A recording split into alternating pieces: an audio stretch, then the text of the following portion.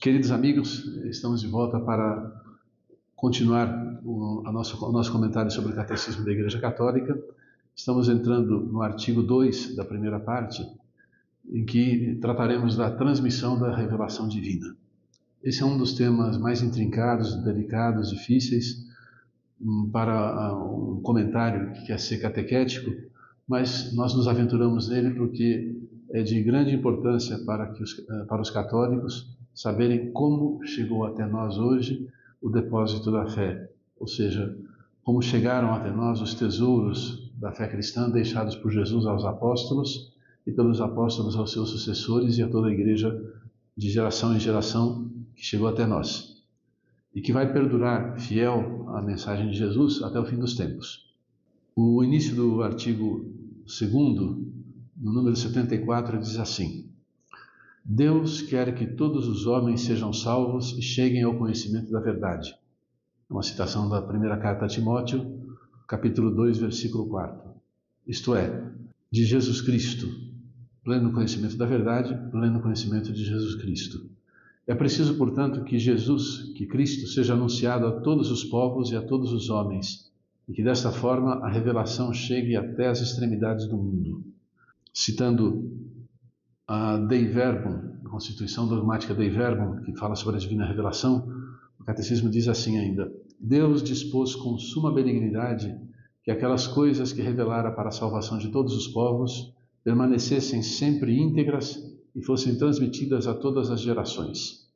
Muito bem, Deus quer que todos os homens sejam salvos e cheguem ao conhecimento da verdade. Isso faz parte do desígnio de Deus.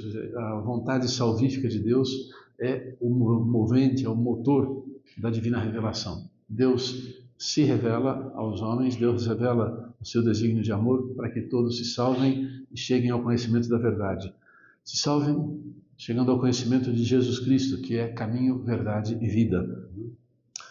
Então, ao longo da história da salvação, Deus foi manifestando a sua benevolência, o seu beneplácito com a criatura humana. E se, como diz a oração eucarística quarta, nós abandonamos Deus pelo nosso pecado, Deus nunca nos abandonou, mas ao contrário, ao longo da história foi procurando sempre fazer aliança conosco, revelando o seu desígnio de amor e de salvação.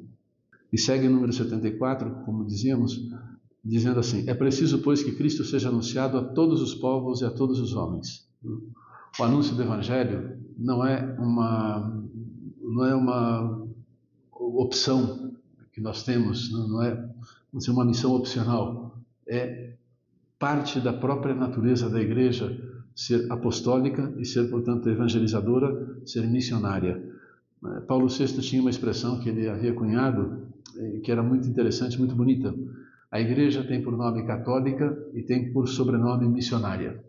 As nossas comunidades cristãs, as nossas comunidades católicas, precisam ser pequenas ou grandes comunidades missionárias que são iluminadas pela Palavra de Deus, impulsionadas pelo grande amor do dom do Pai e do Filho, que é o Espírito Santo, derramado sobre nós, como na graça de Pentecostes, e ela deve ser impulsionada por esse grande amor a anunciar o Evangelho. Nós recebemos um grande tesouro, que é o conhecimento e a amizade de Jesus, nosso Senhor e Irmão. Esse tesouro nós queremos, nos sentimos persuadidos, mais que persuadidos, seduzidos pelo Senhor, impulsionados a transmitir e a comunicar aos outros. É um tesouro que faz parte da razão da nossa existência e é a razão da nossa alegria nessa terra e a razão da nossa alegria na vida eterna, quando Cristo será tudo em todos. Então é preciso que Cristo seja anunciado a todos os povos e a todos os homens. E aqui nós vemos uma sutil declaração de que a fé católica, a fé que nós recebemos dos apóstolos, ela não é simplesmente uma transmissão para o conhecimento íntimo e privado das pessoas. Ela é para o conhecimento de todos os povos. Então há uma dimensão comunitária que está na raiz e na finalidade própria da missão da Igreja, que é que todos os povos e todos os homens cheguem ao conhecimento da verdade, ao conhecimento de Cristo. Então, o Catecismo ainda diz que, desta forma, a revelação deve chegar até as extremidades do mundo. E citando a constituição dogmática Dei Verbum, Deus dispôs com suma benignidade que aquelas coisas que revelara para a salvação de todos os povos permanecessem sempre íntegras e fossem transmitidas a todas as gerações. Esse desígnio de Deus, de que o tesouro da fé, o depósito da fé, o depositum fidei, fosse transmitido de modo íntegro e fiel a todas as gerações, conta com alguns tesouros, alguns dons que Deus dá à sua igreja para que ela permaneça fiel à revelação da qual ela é destinatária e portadora. Aqui nós temos a relação íntima entre a tradição apostólica, a tradição como lugar em que a revelação se transmite, a Sagrada Escritura como instrumento de transmissão da revelação e o magistério da Igreja, que é a garantia de que aquilo que nós compreendemos das Escrituras e da tradição corresponde ao desígnio originário de nosso Senhor Jesus Cristo. Pois passamos ao primeiro item desse artigo 2º, que é propriamente a tradição apostólica. É preciso que nós nos lembremos que a palavra tradição vem do latim traditio, que significa transmissão. Então a tradição é o conteúdo da transmissão apostólica, porque vem desde o tempo dos apóstolos, né? A tradição apostólica é o que Jesus deixou aos apóstolos e os apóstolos transmitiram à geração seguinte por meio dos seus sucessores, os bispos, né, o colégio episcopal, e essa transmissão faz parte da fidelidade da igreja ao seu Senhor. A fiel transmissão faz parte da fidelidade da igreja ao seu Senhor. Nesse ponto, ao número 75, o Catecismo retoma um texto também da Dei Verbum, número 7, e cita integralmente esse texto, né? Aliás, esse ponto do Catecismo é uma citação explícita da Dei Verbum. Diz o texto: Cristo Senhor, em quem se consuma toda a revelação do sumo Deus, ordenou aos apóstolos que o Evangelho, prometido antes pelos profetas, completado por ele e por sua própria boca promulgado, fosse por eles pregado a todos os homens, como fonte de toda a verdade salvífica e de toda a disciplina de costumes, comunicando-lhes os dons divinos. Então esse texto até aqui é da Dei Verbum e o número 75 do Catecismo. Nós compreenderemos bem o sentido dessas palavras se nos lembrarmos que Jesus, o que fez com os apóstolos antes da sua ascensão foi enviá-los ao mundo inteiro com o mandato de pregar o Evangelho. Às vezes, de modo um pouco gracioso, nós dizemos que Jesus não mandou que os apóstolos publicassem livros, não mandou que eles editassem novos livros para a Bíblia, mandou que anunciassem uma boa nova, que anunciassem o nome de Jesus, que anunciassem a sua salvação, que anunciassem o mistério pascal como fonte da nossa salvação. O modo de anunciar levou os apóstolos depois a transmitir oralmente, de um lado, e a guardar memória das coisas através da transmissão por escrito de fatos importantes da vida dos apóstolos, de doutrinas que considerassem importantes. Então nós podemos dizer que o que a tradição e as escrituras nos trazem são precisamente a mensagem de Jesus que ele confiou aos apóstolos para que fosse pregada. A nossa vocação, portanto, é acolher a mensagem do Senhor e transmiti-la à próxima geração e transmiti-la a todos os povos, a todas as pessoas que Deus põe no nosso caminho e que estão dispostas a buscar a razão da sua alegria.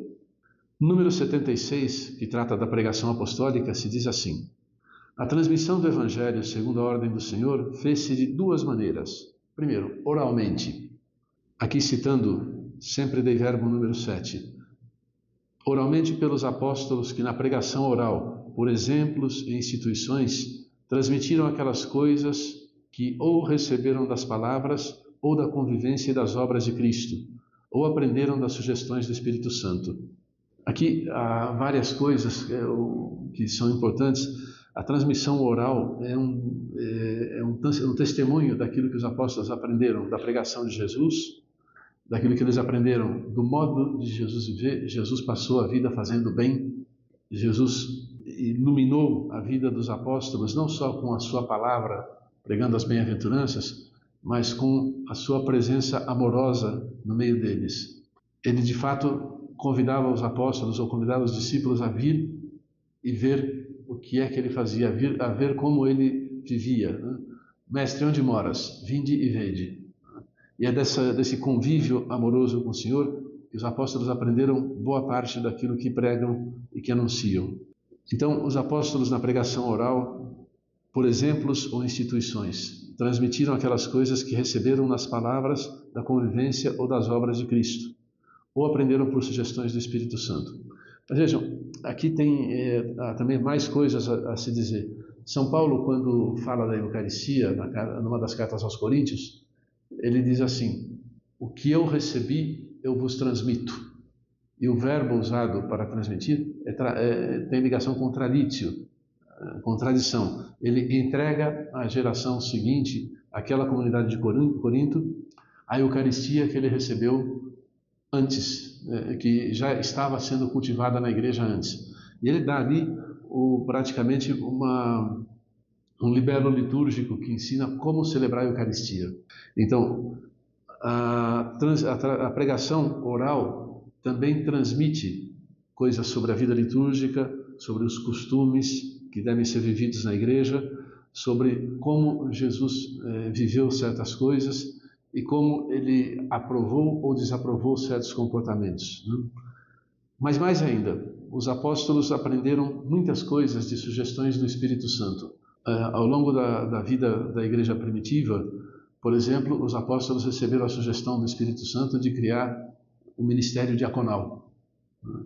E isso foi transmitido à igreja por todas as gerações. O diaconado, o ministério diaconal, não nasceu diretamente da boca de Jesus, nasceu de uma inspiração do Espírito Santo que movia os apóstolos a não abandonar a oração, mas a prover a caridade para com as viúvas dos gregos. Então, movidos pela caridade, eles deram origem a um novo ministério na igreja que foi muito importante, tem sido importante e será até o fim dos tempos, que é o primeiro grau do sacramento da ordem. Muitas outras coisas foram feitas por sugestão do Espírito Santo. Depois, o segundo modo de transmissão dos tesouros da fé, dos tesouros da tradição cristã, é o modo por escrito. E aqui o catecismo diz o seguinte: transmissão por escrito, como também por aqueles apóstolos e varões apostólicos que, sob inspiração do mesmo Espírito Santo, puseram por escrito a mensagem da salvação. Então nós temos os santos evangelhos como coração do Novo Testamento. São catequeses dirigidas a determinadas comunidades que recolhem, a partir da experiência de cada evangelista, o modo como Jesus passou fazendo bem, como ele ensinou, como ele viveu, de tal modo que as comunidades cristãs passassem a amar como Jesus amou, a pensar como Jesus pensou, a viver como Jesus viveu. Nós conhecemos bem a música do Padre Zezinho. E é muito importante que o modo como eles viam o que Jesus fez e viveu desse um estilo de vida novo àqueles que abraçavam o Evangelho. Então, guardando por escrito, por inspiração do Espírito Santo, que eles foram escritos, os evangelistas então deram relatos sobre a vida de Jesus, lidos pelas comunidades que oravam e que se reuniam para meditar sobre a fé na presença do Senhor no nosso meio. Além disso, o Espírito Santo inspirou os apóstolos a transmissão da fé através de uma rica experiência epistolar. As cartas de comunhão que eram mandadas às comunidades, as cartas de exortação, como as cartas de Paulo, ou cartas doutrinais, também de Paulo, algumas outras cartas, como as de São João, de São Pedro, ou atribuídas a eles, são um meio inspirado por Deus de transmitir doutrina cristã, de transmitir, vamos dizer assim, algumas expressões da disciplina cristã que dizem respeito ao estilo de vida cristão. Eles, mediante as cartas, escreveram a várias comunidades e a varões apostólicos, explicando como deve viver um discípulo de Cristo. E exortando contra erros que se espalhavam também na comunidade já desde o princípio, né? Uma das exortações de Paulo trata explicitamente dos judaizantes que achavam que para ser cristão era necessário primeiro receber a circuncisão e se tornar judeu. E o Espírito Santo tinha mostrado na pregação apostólica exatamente o contrário, que quem recebe o Espírito Santo não precisa da circuncisão, precisa das águas do batismo para ser membro da igreja, membro do novo povo de Deus. Então, essas cartas e epístolas que foram inspiradas pelo Espírito Santo ajudaram a igreja a formar um corpo doutrinal e, ao mesmo tempo, acumular uma experiência existencial que dava sentido à vida de caridade entre os irmãos. E além dos relatos sobre a vida de Jesus, há também textos bonitos, como, por exemplo, os Atos dos Apóstolos, que são o Evangelho do Espírito Santo e da Igreja. Então, a narração dos Atos dos Apóstolos mostram Pedro e Paulo e os demais apóstolos transmitindo aquilo que eles receberam por inspiração e emoção do Espírito Santo.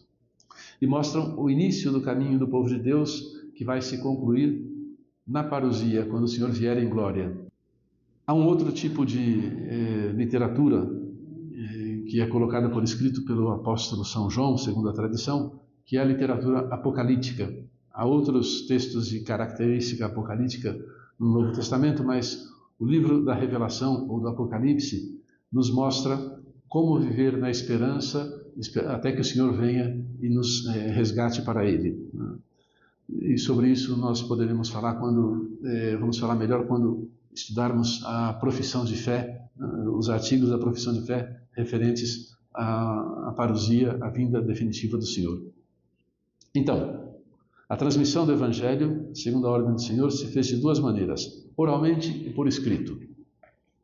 E ela continua, então, na sucessão apostólica.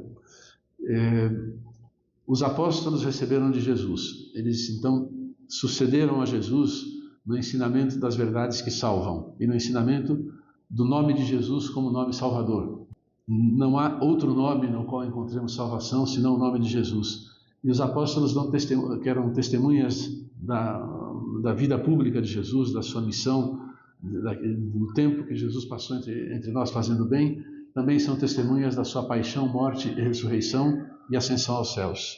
Os apóstolos também não permaneceriam para sempre entre nós. Então, a missão confiada por Jesus aos apóstolos deveria continuar, e ao colégio apostólico sucedeu, pela imposição das mãos, o colégio episcopal, que tem a supervisão e, vamos dizer assim, o pastoreio da Igreja Universal, junto com o Papa, membro e cabeça do colégio episcopal.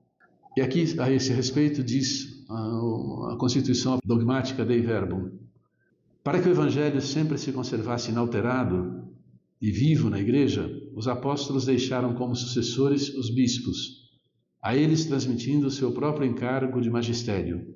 Com efeito, a pregação apostólica é expressa de modo especial nos livros inspirados e devia conservar-se por uma sucessão contínua até a consumação dos tempos.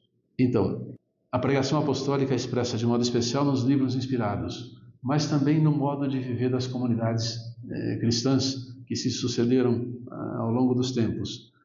E também na liturgia da Igreja, que é a revelação transformada em resposta cultual a Deus. A liturgia é o exercício do sacerdócio de Cristo na Igreja ao longo dos tempos, até que Ele venha na sua glória para julgar os vivos e os mortos. Então, para que o Evangelho conservasse sempre inalterado e vivo na Igreja, e portanto fiel a Jesus, os apóstolos, pela imposição das mãos, deixaram os bispos e a eles transmitiram um encargo de magistério, de ensinamento doutrinal, de fidelidade ao ensinamento do Senhor. Essa transmissão é viva, o modo de transmitir é vivo, é realizado no Espírito Santo. Essa transmissão viva é, portanto, chamada tradição. A palavra tradição, como convém sempre lembrar, significa transmissão, ou conteúdo transmitido, no nosso caso. enquanto distinta da Sagrada Escritura. Então, a transmissão viva pela tradição oral, pela liturgia, pelos costumes presentes, pela disciplina presente na igreja, é o que nós comumente chamamos de tradição, né? Ela se distingue da Sagrada Escritura, que é a tradição intimamente ligada à tradição oral, à tradição no sentido mais amplo, intimamente ligada à tradição, porque vamos dizer assim, o ensinamento dos apóstolos enquanto colocado por escrito, por inspiração do Espírito Santo, e por ação daqueles que nós chamamos hagiógrafos, ou escritores sagrados, né? Por meio da tradição, a Igreja, em sua doutrina, vida e culto, perpetua e transmite a todas as gerações tudo o que ela é e tudo o que crê. É muito eloquente essa frase, diz tudo o que nós precisamos saber sobre a revelação, sobre a tradição e como ela se dá, né? O ensinamento dos Santos Padres testemunha a presença vivificante dessa tradição, cujas riquezas se transfundem na praxe e na vida da Igreja crente e orante. E é bonito ver que não só as Escrituras são regra de vida para a Igreja, mas a tradição da Igreja na sua praxe disciplinar e orante. E é muito bonito ver que não basta simplesmente a transmissão de verdades, mas a comunicação de vida, que se dá de geração em geração, a comunicação de uma graça, que se dá de geração em geração.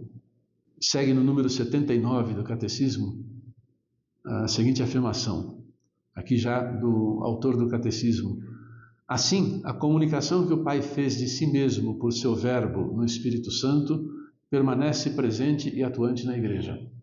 E de novo, citando Dei Verbum, literalmente diz assim: o Deus que outrora falou mantém um permanente diálogo com a esposa do seu dileto Filho, e o Espírito Santo, pelo qual a voz viva do Evangelho ressoa na Igreja, e através dela no mundo, leva os crentes à verdade toda e faz habitar neles abundantemente a palavra de Cristo. Então aqui tem muitas coisas que a gente poderia, vamos dizer, glosar e comentar, mas só ressalto algumas. Deus, que falou outrora, mantém um permanente diálogo com a esposa do seu dileto Filho. Deus está conosco.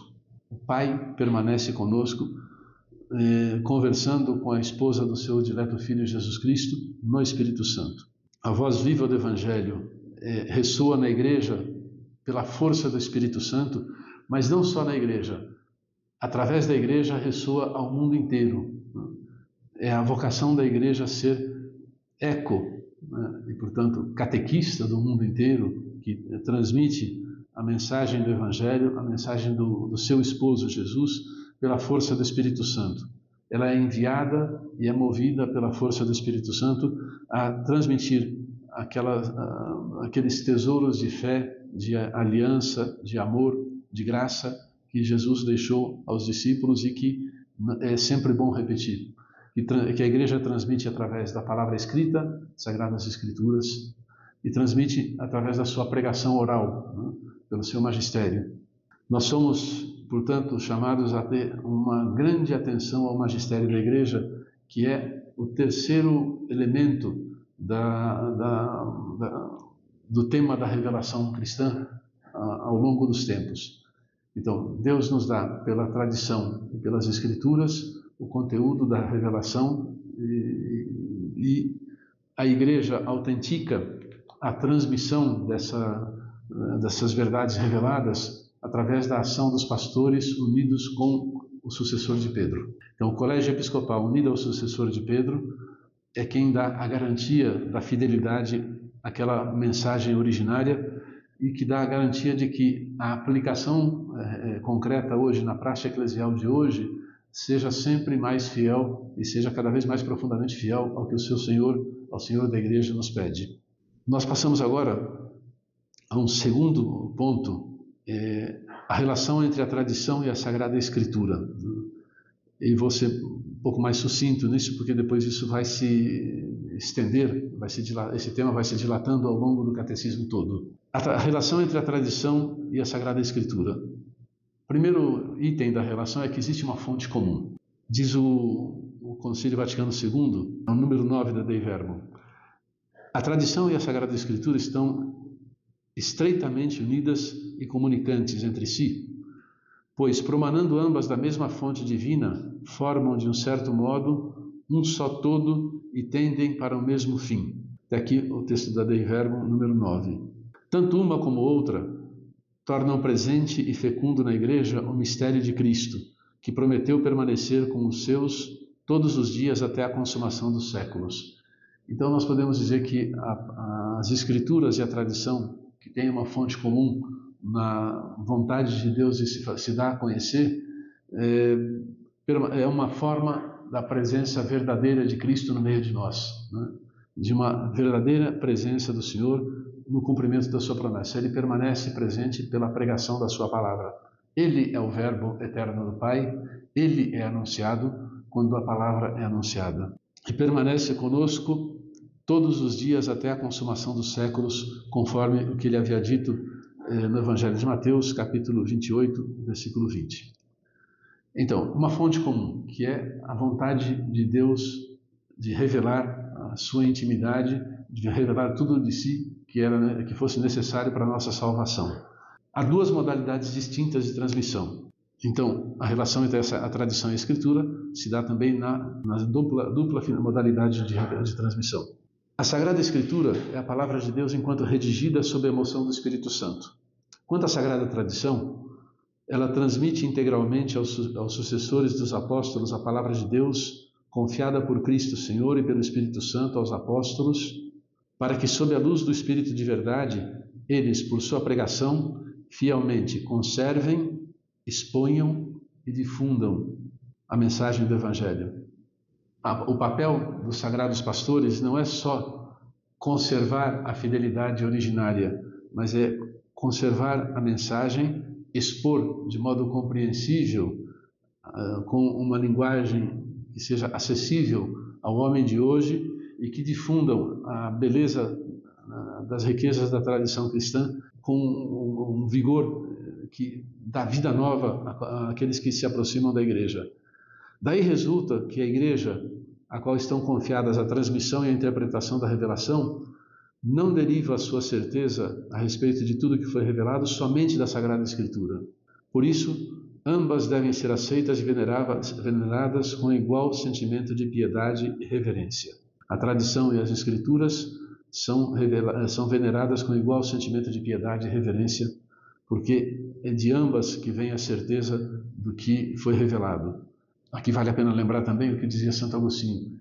Eu acredito que o Evangelho vem de Deus porque a Igreja, nossa mãe, assim nos ensina.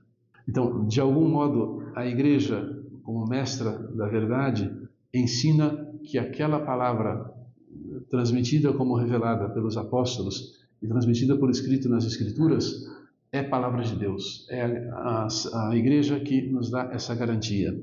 Nós não vivemos somente da Escritura, mas da garantia que a Igreja tem de que as Escrituras são provenientes da única fonte reveladora, que é o bom Deus, que é o amor misericordioso de Deus que quer a nossa salvação. Mas há uma diferença entre tradição apostólica e as várias tradições eclesiais. A tradição da qual falamos até aqui é a palavra recebida pelos apóstolos e transmitida.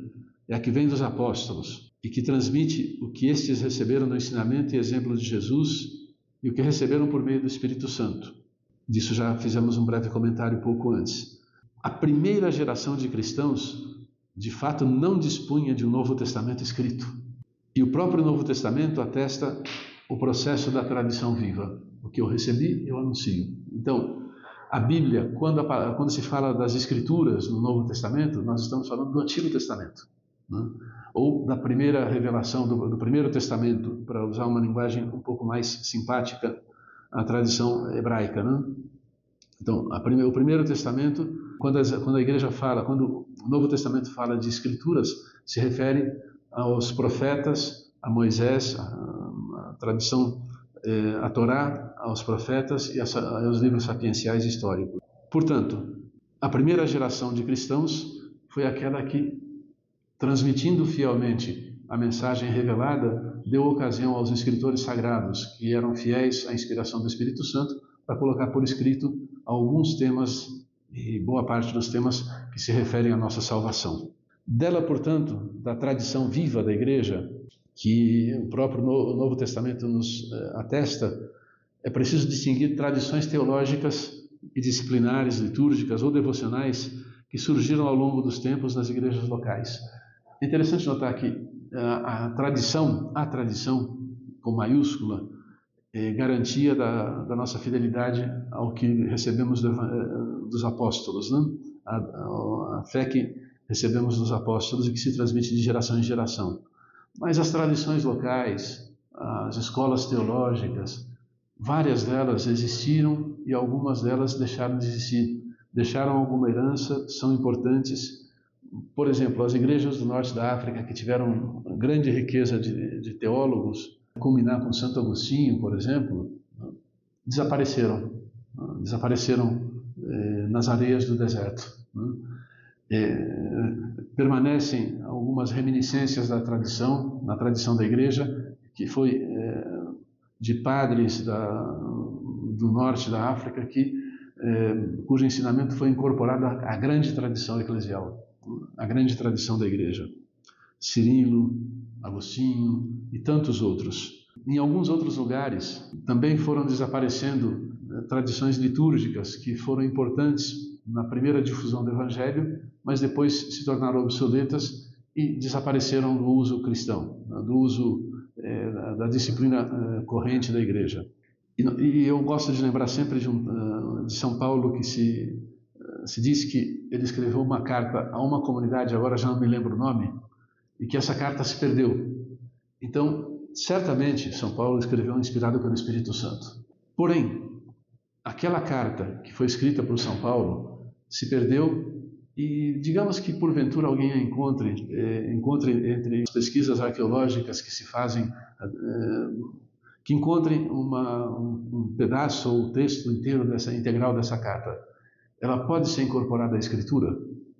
Não, porque ela não foi parte da tradição viva da Igreja e ela não se tornou regra de vida para a Igreja. Então, ao cânon das Escrituras pertence aquilo que a Igreja determinou como inspirado por Deus, que foi regra de vida para a Igreja e que foi aceito pela Igreja, foi aceito pela comum tradição dos padres e doutores. Não? Vou interrompendo por aqui para dizer que a garantia de que nós estamos acolhendo a grande tradição e as Escrituras no sentido correto, no sentido que nos torna fiéis ao ensinamento dos apóstolos, nos é dado pela guia do magistério da Igreja, sobre o qual nós falaremos na próxima ocasião. Muito obrigado e até mais.